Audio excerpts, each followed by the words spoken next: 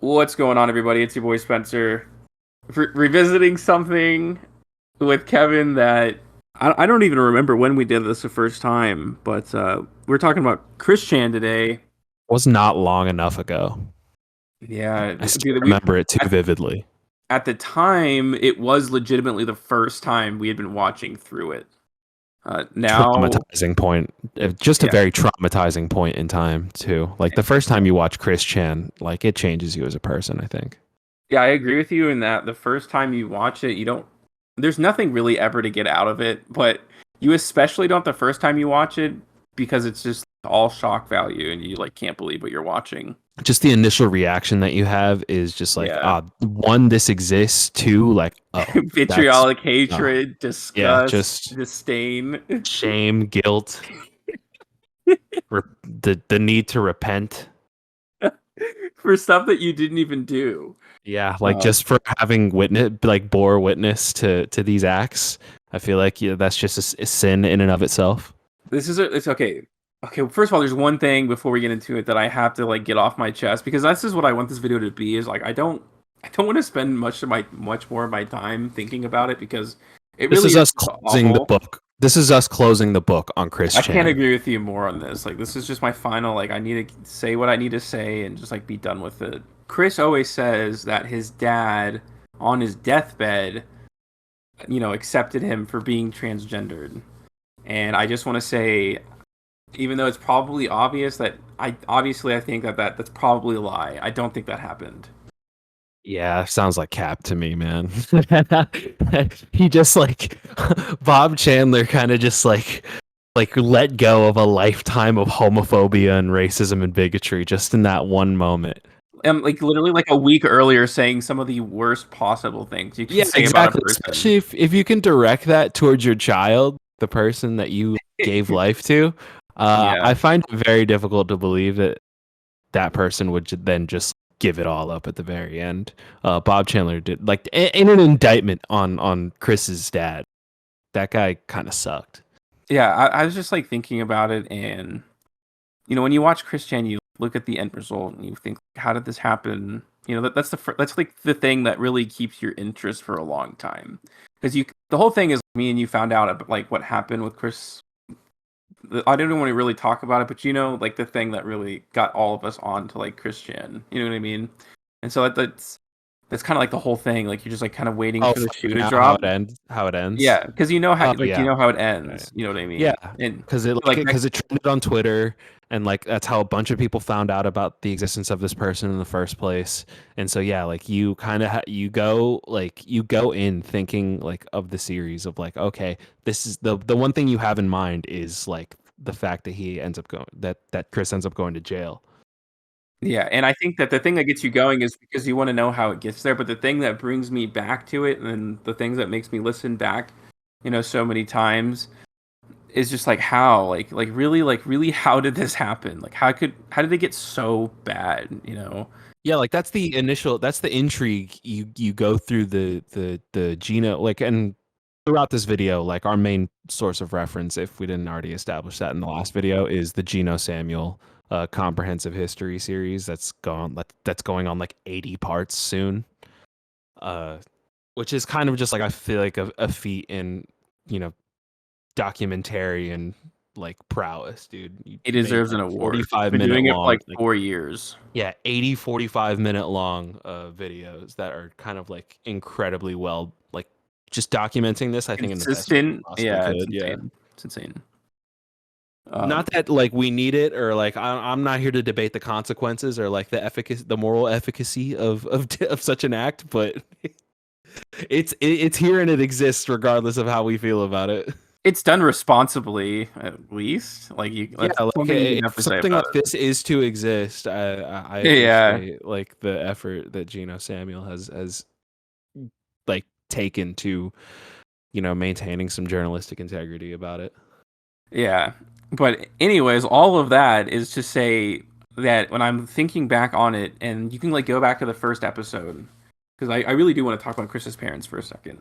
And literally like one of the first sentences is that the basis of it all, and You really, I didn't really think about this until like the second time or like the third-ish time going back and listening to it. They started this home that they like Chris is going to like his dad died in, his mom is probably going to die in. Literally like this tomb. Like they all went to this place abandoning their children. And we're just like we're just going to ignore the existence of all these things of ruining I don't like 3 or 4 children's lives. Let's just start over in our 40s. Like that was the baseline of Chris's existence. When you think about it in that context, it was never going to go right. There's no happy ending to that story. It's crazy that we can feel comfortable. Like, I feel comfortable making the assertion that Chris Chan's parents were not suited to be their parents. I wouldn't feel comfortable saying that about pretty much 99.9% of other people on the planet. But since we know so much about Chris, Yeah. just like through and just an insane level of personal invasion of privacy, or I mean, just like foregoing your own privacy to a degree too. Their house was just an absolute pigsty. Like they were just horribly like afflicted hoarders, you know? Dude, yeah, disgusting. And yeah, like the house they raised Chris in was disgusting. They both had apparently like evidently had issues from like their prior like relationships that like they did not address before raising Chris. And then, once finding out Chris was autistic, just like not nearly providing enough adequate like support for an autistic child. Yeah, we talked about it and what happened they like took care of Chris and fed him, but they didn't raise Chris. He never learned to be like an adult. It's Yeah, just like crazy. I mean, Or yeah, to like be and to be a man, like obviously now the whole transgender thing, but literally Chris's properly like Robert socialized, like yeah, did throughout not life. Yeah. teach him how to be a man. Like a grown Sure, adult and I think man. like yeah, like just being like yeah, a well-adjusted like person who is kind of like regardless of where your identity falls along the way, there's just like so many boats that were missed in as far as Chris's socialization, and obviously that's going to be more difficult with the kind of autism that Chris has, and so like he's just there was always going to be like more effort required, and it feels from our perspective, like from how it comes across in the doc, it never it never kind of like seems like Chris got that the proper amount of attention. You know who gave me dating education? Like when I was a teenager, my dad. Like he taught me about dating.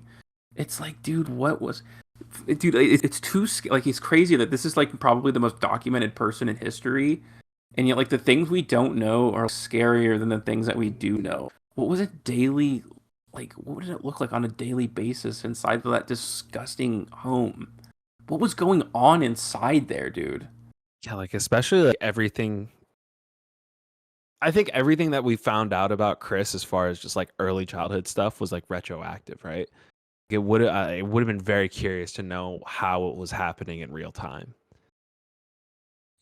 Like no, like not knowing how like racist and bigoted Bob Chandler was, Oh, just but like like so. Okay, because here's the thing: consistently, it's like literally undebatable. Like Chris doesn't form his own personality. It's just like whoever is in front of him at that time, basically. And like, you only get like a taste of it in these videos. But that's the things we hear are so awful. What was being told when the camera wasn't on to get to that point? right, like Chris had to be ripe for like internet brain poison for a reason, right? Like that doesn't happen in a vacuum. I don't think we all are popped into this world ready to be absolutely corrupted by the internet. They also coupled that with not parenting him and telling him to grow up. Because like most of us have imaginary friends. Like I don't remember having an imaginary friend, but like you have your imagination when you're growing up, and like at some point your parents kind of butt you and being like, come on, you know what I mean? Like Yeah, you're a like little too old for that. And Chris never got that, and that's got to be tenfold worse for someone with autism. yeah, not to infantilize autistic people, but like at a certain point in their develop in when your child has like developmental autism, extra attention is going to need to be paid to them, especially at very important points of socialization for kids. And it's very clear that Chris's parents were just content with letting them just watch Toonami for like 12 hours a night. And pay people to be his friends and stuff instead of like taking him to some sort of social gathering. Like, okay, first of all, I'm not saying that I don't have an autistic child. Like, I don't have a child, so I'm not gonna sit here and say that. Oh, if it was me, it'd been way better. Do you know what I mean? I'm just saying when you look at all the pillars that fell down, like these are just like ones. You know, we're like talking about each pillar falling down. The only way it gets as bad is if every single pillar in Chris's life was crumbled and destroyed, and that's literally what happened at every stage of their life, and that was one of them. Okay, so, okay. To finish up about his parents, I really don't want to talk about his parents too much. I just want to say something about Robert is that he died in his own tomb. The end of his he died because of how disgusting his house was, and it's weird to say someone got a fitting end to their life. But I think that the initial reaction to somebody, and maybe even the first time you watch through and you really don't kind of understand the family dynamic, you may feel bad for Bob. It's all these crazy things happened, and he died. Just the way that he died is seems kind of sad. But then you think about it, he abandoned everybody. He bought this house and entombed himself to it. Didn't leave it very often. Made it disgusting and died in his disgusting home with his disgusting reality that he created for himself. Yeah, I think it is more interesting from this perspective now, where it's I think that the main kind of structure set up to how Chris Chan is milked for content, I think that's over with now. Pending any major developments, at the very least, I don't care for what I know Chris I think is out of jail right now. I don't really care to see what else is going on. I'm only interested in getting up to the point where we all found out about him. That's okay. That's one thing I really wanted to talk to you too about. Just very quickly, in that at this point, I really am only listening to because I know what the end is, and you know what it comes to. If I didn't know that happened, if I found out about the Christian documentary before, I knew, I think I still would have watched it for a long time, just because the first 30 parts are you can just watch them. It's just the initial horror, horror that'll take you really far. But it's coming to the point now in the last 5 parts, and obviously he's just he's just documenting what happened, but just waiting for the shoe to drop. It's the same thing. It's Chris is insane. Also, it's just again, unprecedented levels of foregoing your own privacy in the first 30 parts of the documentary. Yeah, just to a degree that we've never seen. I've never been I've never been able to kind of see someone document themselves ultimately to such a high degree. But at a certain point, it just Chris kind of learns better. Almost 20 years later, Chris learns to just maybe you should just tweet your errant thought instead of making an entire video where you accidentally reveal your address multiple times. Yeah, just let it go into the ether like the rest of us. At this point where the documentary is right now, it's just Chris has realized I should just tweet. Yeah. There are very few instances where I need to make a video anymore. I think I would have dropped the series by now, to be honest with you. Obviously, these are based on real events, not his show, but I think I would have just at this point been okay, he's just you would have stopped following Chris is just insane. Yeah, Chris is just insane. If I didn't know that there is another shoe waiting to drop, this has been a point where I'm okay, this whole moment in time on the internet has passed. Yeah, I agree with you. So that was kind of the wrap I had on his parents. I definitely thought that was something where we talked about it a lot in the first one, and I think that the retrospective, those are really the biggest takeaways I think you could have. Well, Barbara's kind of its own thing, where she's kind of this subservient, but yeah, the whole thing about Barbara is she's subservient. She's abandoned her family too, and she's just just a little along for that. Servant. I mean, yeah, that was a lot of. It sounds weird to kind of generalize it, but I think a lot of the enforced patriarchy affected a lot of women from that generation just in general. There are a lot of recognizable traits from women of that generation just because especially of really religious communities like them. Exactly. For sure. Aspects of patriarchy were so strong during that time. His perspective of patriarchy is yeah, you can see it. You can literally see it. Yeah, because kind of just when Bob dies, and obviously we're speaking with the benefit, quote unquote, of hindsight, knowing that what Chris did to their mother, it's kind of a grotesque thing. It ultimately was Chris kind of assuming the patriarchal role in in their family Yeah, dynamic even after still, Bob dies, even still. Okay, so which like is gross and disgusting, by the way. oh, it's awful. It's all bad. Every single bit of it. Okay, so these ones, I don't want to make this video too long, and I don't think you do either. I really think that there's just some things that I feel like need to be said. The people who actually keep the story going, in a sense, these people are freaks. Like, okay, like it's so weird to say because you and I follow the story like for no reason, like literally, right? Like me and you just follow. Yeah. Like we're just like, oh, new episode's out. Like we're gonna watch it. So I'm not. It's so hard to say like and sit here on my high stool and say like, oh, like you're getting involved. How you're such a freak. But like I'm watching the whole time. But at the same time, it's like, dude, it is really weird for sure. I think, but also I think we're at a point in time where everyone has, I think, a cursory understanding that shit happens on the internet and we all stand around and watch it sometimes. You know, like that, it's Yeah. just not new. It just happens in different corners of the internet, but we all do it now. Like it's a very normal thing to where shit just happens on the internet and people are standing around looking at it. And this is just one of those things. It just depends on where you are in the internet. There's sub pockets of that shit happening everywhere on every app. It's one of the most unsavory things I think you could like be following, but it happens, man. And like Yeah. again, this is content, and so what you say is, yeah, I think the worst consequence of finding out about this and going through the entirety of the documentary is you learn not only about Chris, but just that this exists almost en masse. I didn't know what a lol cow was, like the concept of a lol cow, before watching this. Chris is like, it's just a sad, ultimately, Chris Chan is just a sad story. What, like, the ongoing horror of it is that these people are still lurking the internet. Kiwi Farm still exists. That Yeah. shit is lurking around the internet, and they're still harassing people to this day, trying to create another Chris.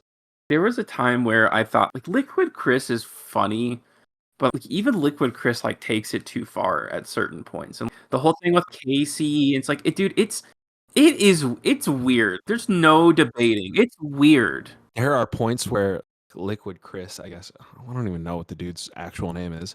He gets his real life girlfriend to do content in this for this purpose, for Chris Chan related purposes.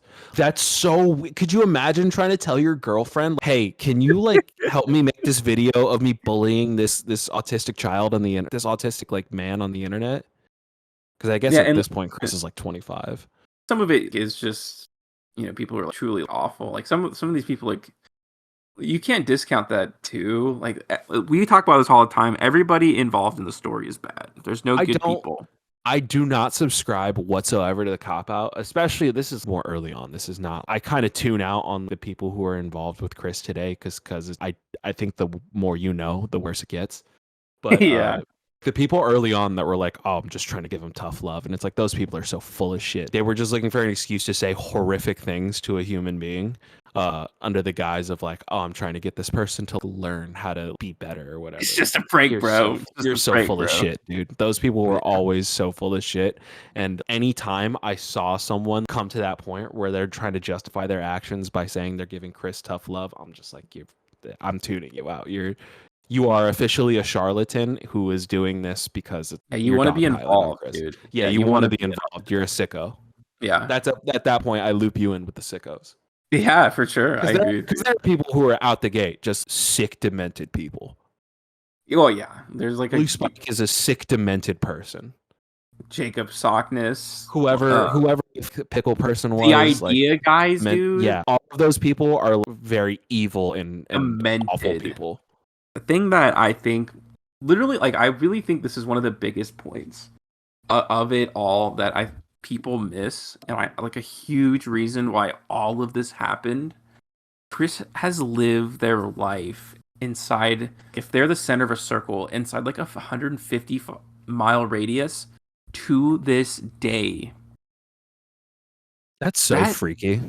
can you dude, like I've like been But lucky like to at the same time, like that is a reality for like a lot of people. It's just I think because you and I have like experienced differently, or like our concept of the world much more accurate to the reality of the situation, is that there is an entire world outside of where you live. when you see like tomboys and tomgirls of Charlottesville, Virginia website, like Chris like genuinely believe that there was a large enough community in the middle of nowhere to have the Yeah, like energy to make a website about tomboys and tomgirls like in yeah. that town. You can only have that opinion if you've never seen the rest of the world. Yeah, like Chris has this concept, I think goes back to like the socialization aspect. Chris really only ever watched like television shows. And so their world concept would just be completely adhering to that kind of structure where it's like nothing really exists. This is the established setting was Charlottesville. That is all Chris really knows until they actually leave and see other places. Just like not being able to see like anything outside of your small town. Like Yeah, it's like like literally might as well just be as real as the stuff that you're seeing on TV because he's never seen it before. So anything that yeah, like tell him like he's like, okay, probably. just the most extreme object permanence. Yeah, that's a good way to put it. So we kind of talk about the descent of Chris Chan. We talked about it obviously a lot in our first video, but it's funny when you watch the most current episode, you can just see how bad it is. Chris is obviously so far gone that they'll never come back. Like it's beyond repair at this point. Just everything about their life. Mm-hmm. And but I think, dude, like you look at part 31 and you can still have this like the same sentiment. 30 parts earlier than like the most recent episode, you can look at it. We don't have to watch it now. Well, we can, let's go ahead. So okay, so this is part 31. So just take a listen. Just take a listen. And I do not hump my console at all. You should never say that that, like, as a like, normal person. And I would never do if that. If you're saying stuff like that, like, you're already gone. No matter how much worse it gets from this point, like, this is it.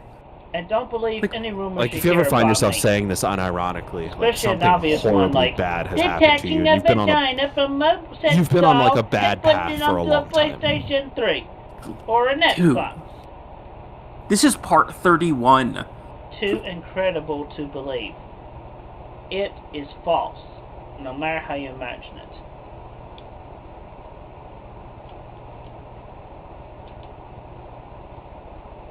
You and I were growing up during this time. Have a good day. Like we are like 10, 12-year-old kids, young boys at this time. And we're playing with all of the shit that Chris is playing with at this time. We're playing with PlayStations. We're playing with toys. We're just starting to get to that age to where it's like we're starting to hit puberty and mature into doing other shit. Seeing Chris as a grown man at this point in time, still at that point, and still being a child, like still acting like we were when we were 10. Hey, I know. Talking about like the Xbox versus PlayStation 3. Oh, dude. You're gone. Like there's it's no so, like it just gives you such a strange feeling when you watch it, I think. Okay, so speaking of that, let's watch one more video. We're gonna skip to one part later. In the next part, Mick introduces Christian to Nanette, who is described by him as a pretty woman.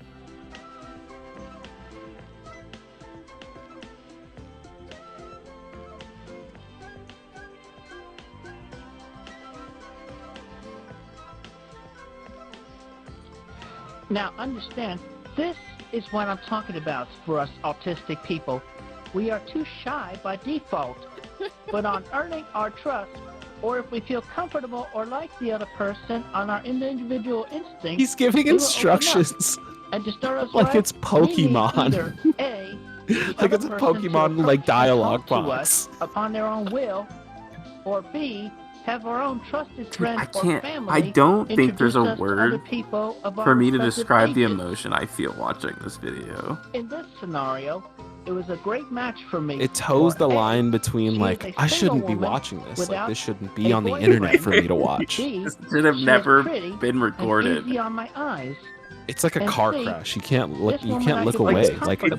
Yeah, dude. It's a fusion of secondhand embarrassment and watching a car crash in real time.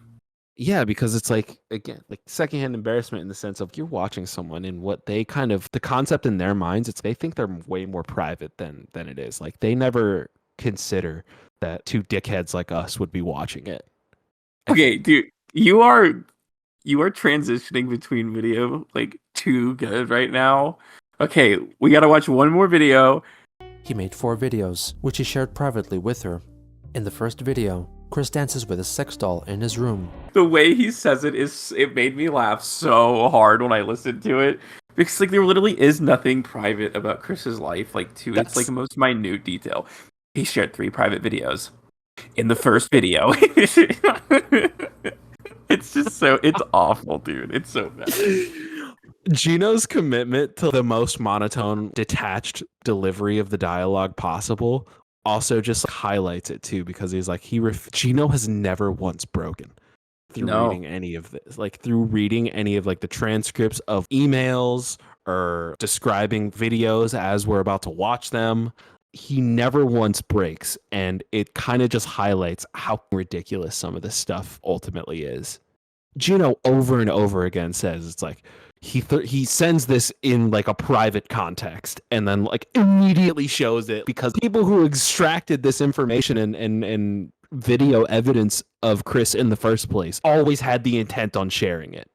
Anyone in the past 5 years who's been in contact with Chris has been insta-doxxed.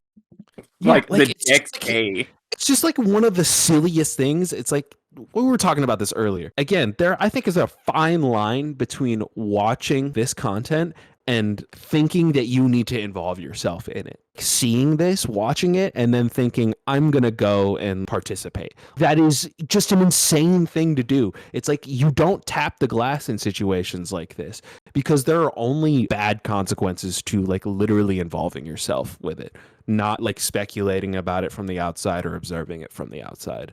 Like I think it's a very, very fine line. It leads me to my like final point. You are the transition master today for me. I'm killing it today. Yeah, we're succinct, but I'm pretty sure, and this is what the best case scenario for this is that we never hear about Chris ever again. Like I don't need any more. I want it. I no more. Like I don't need any more. You know, like I want it to end. I don't. Like, I hope it's done forever. Right, and if you don't. If you don't know like how this has ended in like our kind of perspective of it has been your only real engagement with this kind of saga on the internet, congratulations, I guess. But also I guess we should kind of say for transparency's sake, like Chris ended up going to jail for like sexually assaulting their mother, which is just an insane thing. And I think now we're at that point. Chris is out of jail, and there has not been any kind of significant event in this kind of timeline since then. And it's like, I hope I agree with you, and I hope that after this, because like I think the last thing I heard was Chris was working at like a Walmart somewhere. If that's the last thing of note that I ever learn about Chris Chan, I will be very happy. It's the best case scenario. I hope nothing else happens. And I think that when it lasts, like this also like leads and related to like my last point. I think it just stops the moment Chris just doesn't do anything else. Don't think it just like people will find a way to keep it going. I guess Chris, as long as Chris just doesn't want it to, I think that's it. There are certain points where it became very evident. I think that, just throughout the first 30 videos, just watching these troglodytes wear a person down to the point where their brain just officially breaks and they cannot properly engage with reality anymore. It's like at that point, it's like it's a fucking feedback loop. And so Chris at a certain point just got completely broken and they just wanted to kind of keep going or just be kind of content in that reality. Oh yeah, there's the point where Chris finds out that the idea guys are facades, and they're just, I know it was, but that reality is just like easier than like the real one. So I'm kind of cool. I'm just gonna ride the wave. Yeah, I'm certain there were specific there were points in that first third of the series. I wouldn't be able to point to them specifically, but I know that like Chris takes like a few days break from going on the internet. And if they kind of just take that time to just delete everything and block everyone who has access to them, and again, I don't particularly blame Chris. Like these people were relentless, and Chris is still a vulnerable member of our society, just based on like what kind of help and resources are available to them. But there's a point where something broke within them, and it just became a thing of it's a symbiotic relationship. They're leeching off Chris. Chris is leeching off them. But I don't doubt that there's a point in time where if they did just delete everything, blocked everybody, just started kind of just dialing the internet back just a tad, all of it would have kind of died out. And I think that there's just a point where Chris wanted it to keep going because it was just a way for Certainly. them to just keep living that lifestyle, which was an awful lifestyle. But it was just this reality, like the way that things operate, kind of is kind of self-perpetuating, where it's awful, and then Yes. I'll just like get enough money to keep going. So it's like Yes. let's just keep doing it, you know. Yeah, and I think it was the moment that money started to actually materialize in this situation. Yeah. There's a point in time after something really bad, like Chris is on the receiving end of a very horrific bullying session on a voice on a voice chat, Yeah. and they log off for a few days. And if like I pray sometimes, like I wish sometimes that that was like the end of just like I know. and that was it, and nothing else happened. That was the end. It's just the internet relentlessly bullied this autistic person for a while, and then it was all done. Then they Yeah, stopped using the internet. It's like those post-credit scenes of these movies. He'd later go on to never use the internet ever again. No, dude, it's like the movie Vice, like the Adam McKay movie Vice is about Dick Cheney. Yeah. And so like there's a point right before 9/11 where it's Dick Cheney retires after like starting a foundation to support in honor of his lesbian daughter to support like the, gay rights and shit. And it's like, oh, and they would never once involve themselves in politics ever again. And then they immediately go on to see that everything that happened in the aftermath. That's funny. It's basically what this situation is. Yeah, so I feel like I've said my piece. Like, these are the things that I really need to get off my chest. Do you have any final thoughts on this? I had my own personal relationship with Sonic the Hedgehog growing up, and I don't like to be so dramatic to say that you see on the internet and witness can personally taint things for you, but like I will never look at Sonic the Hedgehog the same after knowing about Chris Chan. Yeah, I never really had a Sega, so not until recently. I never really kind of was into it like that much. I knew of its existence. I just like literally never had the console to play the games, and I definitely will never get into it now. That's for sure. Yeah, it's completely clipped from that side. No doubt. But I think that's it, man. I think I'm just really happy that we did the second part. It's something I've wanted to do for a really long time. Like I feel like I've said my piece. Like these are the things that I feel like need to be said, and that's it, man. I'm throwing it out into the ether. I said it before and I'll say it again. I hope this is the last thing we ever talk about. I hope this is the last time I ever publicly speak about Chris Chan. I hope nothing happens after this. I'm praying to God nothing happens. It's the only thing that can happen that is like the version of a happy ending, if you ever want to call something remotely like that. Yeah, great way. Lord. Like energies are high right now, man. I'm feeling good. It's like an ending of like a noir film where it's like there are no winners, but there are certainly losers. I feel like I've released a part of me when I said that moment of silence he just had, dude. I feel like something left my body. I feel like I released, I feel like I just lost 10 pounds. Oh my gosh, that was insane. That was the most sobering moment of silence I've ever had in my entire life. We just exercised Chris Brown. Be gone, dude. Be gone. Oh yeah, man. The release. Yeah, I hope that's it. Well, thank you guys for listening. One Piece Part 2 will be coming out. That's the next big goal we have after this. Water 7 saga. Yeah, stay tuned, and we're ramping it up, man. We're going to the next level. So we appreciate everybody who's been here. We appreciate any newcomers who have come from like new series like One Piece. Like we're ready to go. Let's get it, man. Blue Milk Boys is taking over the rest of 23. See you guys next time.